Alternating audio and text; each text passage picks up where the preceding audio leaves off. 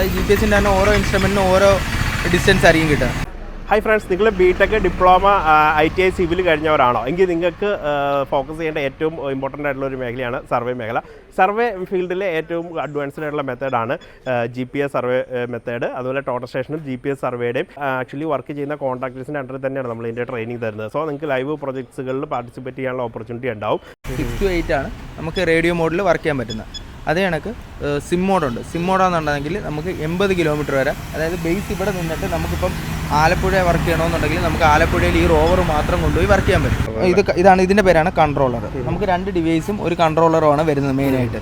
Radio mode ആണെന്നുണ്ടെങ്കിൽ നമുക്ക് radio connect ചെയ്യേണ്ടി വരും. ഇല്ലാന്നുണ്ടെന്നുണ്ടെങ്കിൽ ഓൾറെഡി ഇതിനകത്ത് രണ്ടിലും ബേസിലും റോവറിലും നമ്മൾ സിം ഇഞ്ചെക്ട് ചെയ്തിട്ടുണ്ട്.